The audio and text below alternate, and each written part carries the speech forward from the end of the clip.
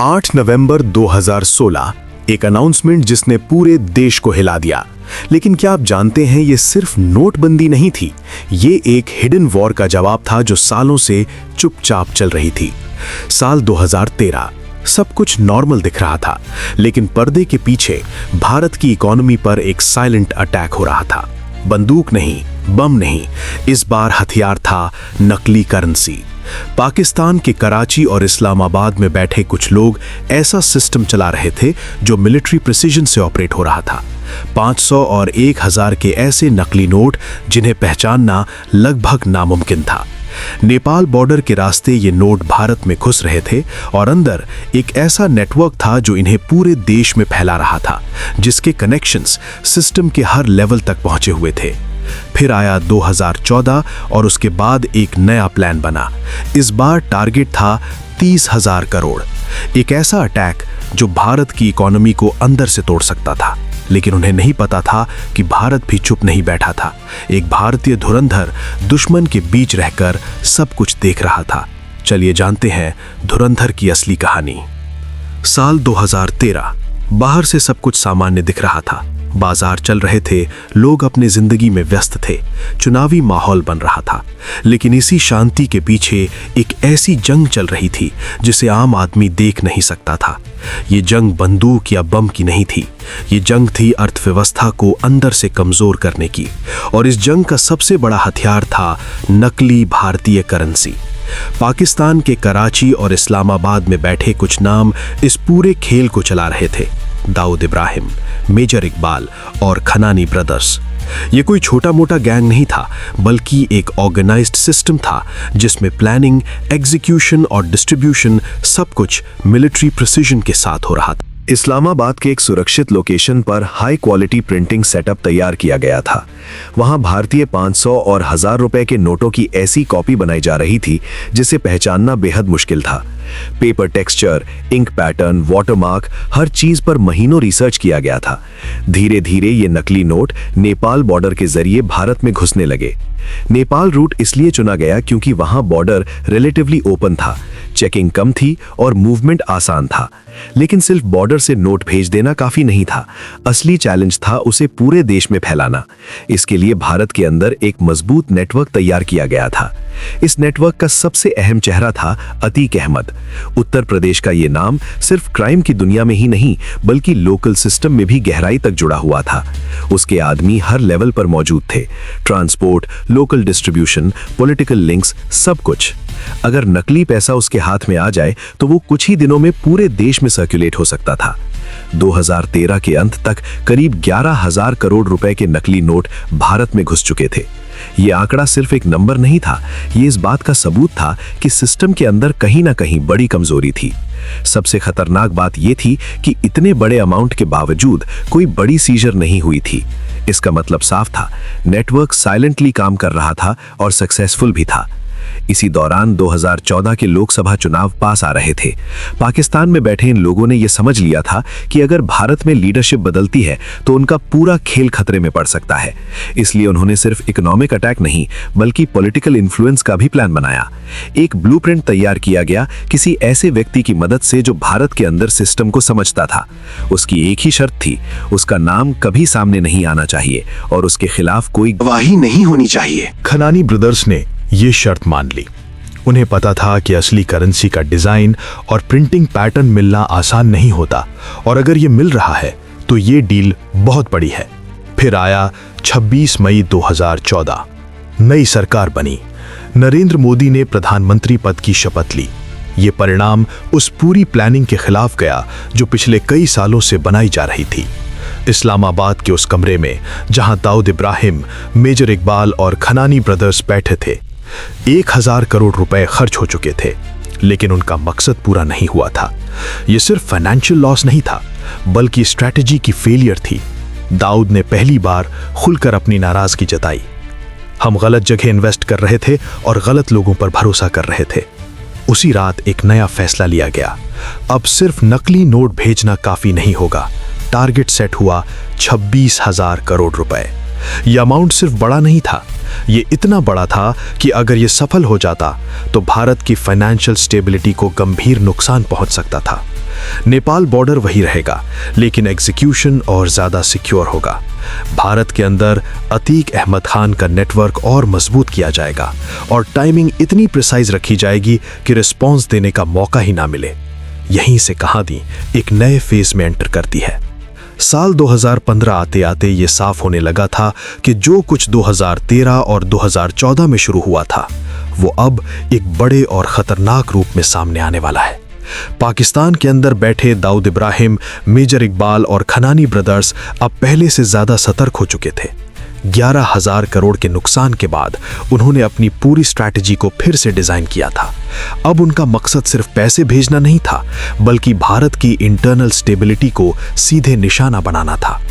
इसी दौरान मेजर इकबाल ने एक अहम बात सामने। उसने कहा कि अगर 2017 में उत्तर प्रदेश में राजनीतिक बदलाव हो गया तो हमारा पूरा नेटवर्क खत्म हो जाएगा।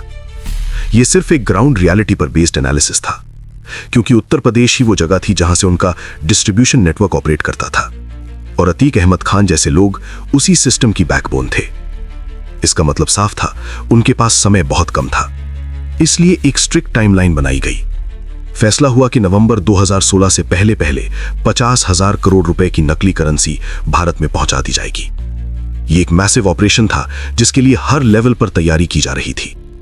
प्रिंटिंग, पैकेजिंग, ट्रांसपोर्टेशन और डिस्ट्रीब्यूशन। उधर भारत में हालात तेजी से बदल रहे थे। सितंबर 2016 में उरी हमला हुआ, जिसमें भारतीय सेना के जवान शहीद हुए। इसके जवाब में भारत ने सर्जिकल स्ट्राइक किया। यह एक टर्निंग पॉइंट था। पहली बार भारत ने ओपनली यह दिखाया कि वो सिर्फ डिफेंसिव नहीं, बल्कि ऑफेंसिव एक्शन लेने के लिए भी तैयार है।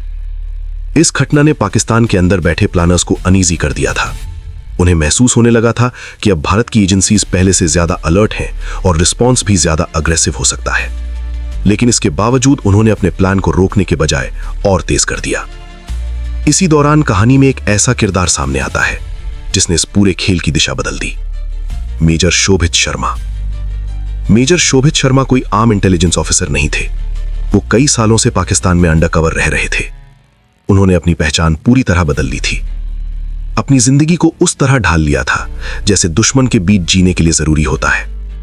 वो लियारी गैंग के अंदर तक घुस चुके थे और धीरे धीरे खनानी ब्रदर्स और मेजर इकबाल का भरोसा जीत चुके थे। उनकी सबसे बड़ी ताकत यही थी कि दुश्मन उन्हें अपना आदमी मानता था। एक दिन उन्होंने दिल्ली को एक क्रूशियल मैसेज भेजा। Pakistan is preparing to push 1,000 crore fake currency into India. ये जानकारी जब राष्ट्रीय सुरक्षा सलाहकार अजीत डोभाल तक पहुंची तो उन्होंने तुरंत इसकी सीरियसनेस को समझ लिया। वो जानते थे कि ये सिर्फ स्मगलिंग नहीं है, ये एक प्लान्ड इकोनॉमिक अटैक है जो अगर सफल हो गया तो देश की फाइनेंशियल सिस्टम को हिला सकता है। उन्होंने बिना समय गंवाए एक डायरेक्ट आदेश दिया, ये पता करो कि करेंसी छप चुकी है या अभी प्रोसेस में है। ये एक बहुत क्रिटिकल सवाल था, क्योंकि अगर करेंसी अभी प्रिंट हो रही होती तो उसे सोर्स पर रोका जा सकता था, लेकिन अगर वो ऑलरेडी प्रिंट हो चुकी होती तो खतरा कई गुना बढ़ जाता। उधर पाकिस्तान में मेजर शोभित शर्मा ने अपनी अगली चाल चली। उन्होंने खनानी ब्रदर्स से कैजुअली बातचीत के दौरान ये बात उठाई कि नेपाल बॉर्डर अब पहले जितना सेफ नहीं रहा है। उन्होंने कहा कि इंडियन एजेंसीज वहां एक्टिव हो चुकी हैं और इतनी बड़ी खेप भेजना रिस्की हो सकता है। ये सुनकर खनानी कुछ पल के लिए सोच में पड़ गया। मेजर शोभित को असली स्थिति दिखाने का उसे एक सीक्रेट लोकेशन पर ले जाया गया। वो एक विशाल गोदाम था, इतना बड़ा कि अंदर खड़े होकर उसकी पूरी सीमा देखना मुश्किल था। वहां चारों तरफ बंडल के बंडल रखे हुए थे। हर बंडल में नकली भारतीय करेंसी थी, 500 और 1,000 रुपए के नोट। सब कुछ परफेक्टली पैक्ड था, लेबल्ड था और डिस्पैच के लिए रेडी था।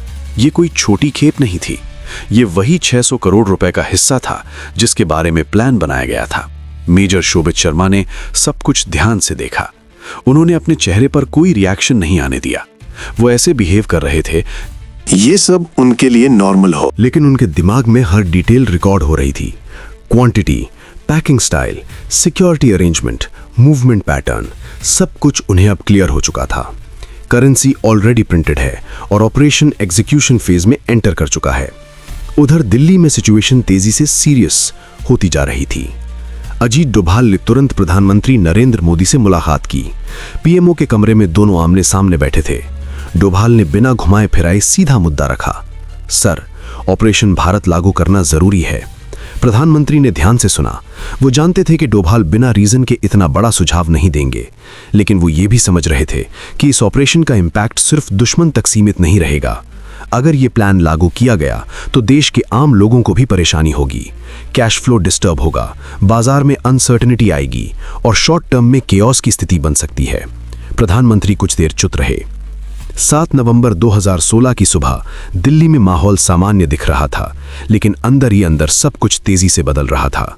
उसी सुबह मेजर शोभित शर्मा की तरफ से एक फाइनल कंफर्मेशन पहुंचती है। करेंसी पूरी तरह छप चुकी है और डिस्पैच 9 नवंबर को तय है। राष्ट्रीय सुरक्षा सलाहकार अजीत कुमार डोभाल ने यह खबर मिलते ही 1 सेकंड भी वेस्ट नहीं किया। उन्हें पता था कि अब रिएक्शन का समय नहीं है, ये एक्शन का समय है। उसी सुबह उन्होंने उत्तर प्रदेश के तत्कालीन पुलिस महानिदेशक से मुलाकात की। डोभाल ने सीधे एक लाइन में आदेश दिया, अतीक अहमद को तुरंत गिरफ्तार करना है। डीजीपी एक पल के लिए चुप रहे। उन्होंने धीरे से कहा, सर, अतीक का नेटवर्क बहुत बड़ा है। अगर हम बिना प्रॉपर प्लानिंग के एक्शन लेते हैं तो कम्युनल टेंशन या अनरेस्ट का खतरा हो सकता है। डोभाल ने उनकी बात ध्यान से सुनी, लेकिन उनका जवाब साफ था, अगर अभी एक्शन नहीं लिया गया तो जो होगा वो किसी भी अनरेस्ट से बड़ा होगा। डीजीपी समझ गए कि ये कोई रूटीन अरेस्ट नहीं है। उन्होंने तुरंत स्पेशल टास्क फोर्स को एक्टिवेट करने का आदेश दिया। उसी दिन एसटीएफ के सीनियर ऑफिसर्स की एक क्लोज डोर ब्रीफिंग हुई। वहां सिर्फ इतना बताया गया कि टारगेट कौन है और अर्जेंसी कितनी है। बाकी details need to know basis पर रखी गईं। सर्वेलेंस टीम्स को डिप्लॉय किया गया। अतीक अहमद खान की मूवमेंट को ट्रैक किया जाने लगा। उसके घर, उसके ठिकानों, उसके करीबी लोगों सब पर नजर रखी जाने लगी। सबसे बड़ा चैलेंज ये था कि ऑपरेशन पूरी तरह सीक्रेट रहे। अगर स्लाइटेस्ट लीक भी होता तो अतीक अंडरग्राउंड हो सकता था और फिर उसे पकड़ना लगभग नामुमकिन हो जाता। उधर पाकिस्तान में एक बिल्कुल अलग ही सीन चल रहा था। इस्लामाबाद के उस गुप्त गोदाम में एक्टिविटी अपनी पीक पर पहुंच चुकी थी। दर्जनों लोग एक साथ काम कर रहे थे। नकली नोटों के बंडल केयरफुली बॉक्सेस में पैक किए जा रहे थे। हर बंडल को इस तरह अरेंज किया जा रहा था कि ट्रांसपोर्टेशन के दौरान कोई शक ना हो। हर ट्रक को 2 लेयर्स में लोड किया जा रहा था। ऊपर सामान्य सामान, नीचे नकली करेंसी। ये पैकिंग इतनी केयरफुली की गई थी कि बॉर्डर चेकिंग के दौरान कुछ भी अनयूजुअल नजर ना आए। दाऊद खुद इस पूरी प्रोसेस पर नजर रखे हुए था। उसने खनानी को बुलाया और साफ शब्दों में कहा, इस बार कोई गलती नहीं होनी चाहिए। पिछली बार जो हुआ वो दोबारा नहीं होना चाहिए। खनानी ने सिर हिलाया। 8 नवंबर 2016 की शाम तक सभी ट्रक्स तैयार हो चुके थे। उन्हें नेपाल बॉर्डर की तरफ मूव करना था, जहां से 9 नवंबर की सुबह 4 बजे भारत में एंट्री। उधर भारत की तरफ उत्तर प्रदेश के तराई इलाके में अतीक अहमद खान के आदमी क्वाइटली पोजीशन ले चुके थे। उन्हें एग्जैक्ट टाइमिंग दी गई थी। सुबह 4 बजे ट्रक्स रिसीव करने हैं और तुरंत उन्हें अलग अलग रूट से अंदर ले जाना है। ये पूरा operation minute to minute planning पर आधारित था। इसी दिन दिल्ली में एक बेहद महत्वपूर्ण मीटिंग चल रही थी। पीएमओ के एक बंद कमरे में 4 लोग मौजूद थे। प्रधानमंत्री नरेंद्र मोदी, राष्ट्रीय सुरक्षा सलाहकार अजीत डोभाल, वित्त मंत्री अरुण जेटली और आरबीआई के गवर्नर। डोभाल ने आखिरी बार पूरी स्थिति सामने रखी। सर, करेंसी ऑलरेडी प्रिंटेड है, नेटवर्क एक्टिव है। अगर ये पैसा अंदर आ गया तो इसे कंट्रोल करना बहुत मुश्किल हो जाएगा। प्रधानमंत्री मोदी चुपचाप सुनते रहे। उनके सामने एक ऐसा डिसीजन था जो देश के हर नागरिक को डायरेक्टली अफेक्ट करेगा। प्रधानमंत्री ने धीरे से सिर हिलाया। डिसीजन फाइनल हो चुका था। उसी समय उत्तर प्रदेश में एसटीएफ एक्शन में आ चुकी थी। प्लेन क्लोथ्स ऑफिसर्स ने केयरफुली मूव किया। लोकेशन कंफर्म होने के बाद ऑपरेशन एग्जीक्यूट किया गया। बिना किसी शोर शराबे के, बिना किसी पब्लिक डिस्टर्बेंस के अतीक अहमद को हिरासत में ले लिया गया। ये इस पूरे नेटवर्क पर पहला बड़ा वार था। 8 नवंबर 2016 की रात, दिन भर की हलचल के बाद अब वो समय आ चुका था जहां सब कुछ एक निर्णायक मोड़ लेने वाला था। भारत और पाकिस्तान दोनों तरफ अपने अपने स्तर पर तैयारियां पूरी हो चुकी थीं। फर्क सिर्फ इतना था कि एक तरफ ये एक हिडन अटैक था और दूसरी तरफ एक साइलेंट काउंटर स्ट्राइक। इस्लामाबाद में उसी संगीत गुप्त लोकेशन पर माहौल असामान्य रूप से शांत था। दाऊद इब्राहिम, मेजर इकबाल, खनानी ब्रदर्स और उनके कुछ भरोसेमंद लोग एक कमरे में बैठे थे और सबकी नजर बार बार घड़ी की तरफ जा रही थी। बाहर खड़े ट्रक्स में 500 और 1000 के नकली नोट भरे हुए थे। हर ट्रक एक मिशन का हिस्सा था। हर बॉक्स के अंदर केयरफुली पैक्ड बंडल्स थे जिनकी वैल्यू करोड़ों में थी। ऊपर से देखने पर सब कुछ नॉर्मल माल जैसा दिख रहा था, कहीं इलेक्ट्रॉनिक्स का लेबल, कहीं कपड़ों का, कहीं जनरल सामान का, लेकिन अंदर जो था वो भारत की इकोनॉमी को हिला सकता था। नेपाल बॉर्डर के पास भी सब तैयार था। उत्तर प्रदेश के तराई इलाके में अतीक अहमद के आदमी अपनी पोजीशंस पर थे। उन्हें इंस्ट्रक्शंस क्लियर थे, जैसे ही ट्रक्स बॉर्डर क्रॉस करें तुरंत कंट्रोल लेना है और अलग अलग रूट से उन्हें अंदर ले जाना है। सब कुछ प्लान के मुताबिक चल रहा था, लेकिन उन्हें यह नहीं पता था कि इस बार खेल सिर्फ उनके हाथ में नहीं है। उधर दिल्ली के अंदर एक अलग संगीत तैयारी चल रही थी। शाम होते होते प्रधानमंत्री नरेंद्र मोदी अपने ऑफिस में आखिरी ब्रीफ ले चुके थे। अजीत डोभाल ने फाइनल स्थिति साफ कर दी थी।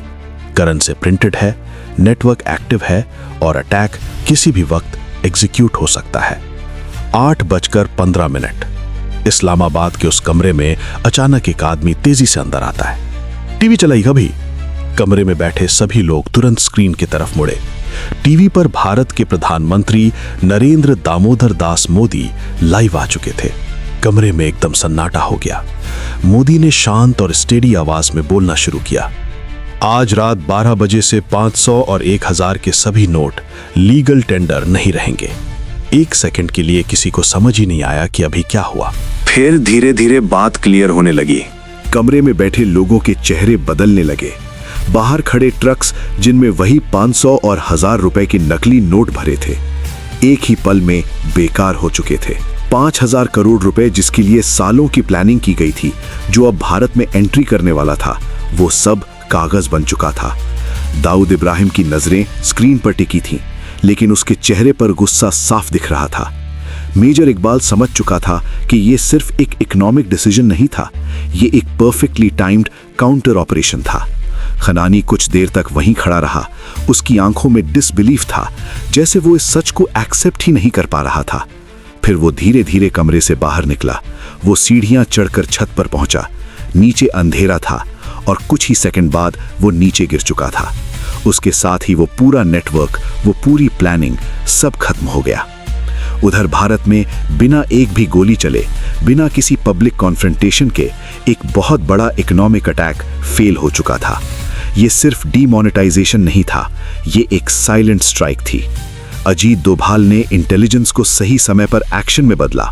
प्रधानमंत्री नरेंद्र मोदी ने उस एक्शन को डिसीजन में बदला और उस रात भारत ने एक ऐसी लड़ाई जीती जो कभी ऑफिशियली लड़ी ही नहीं।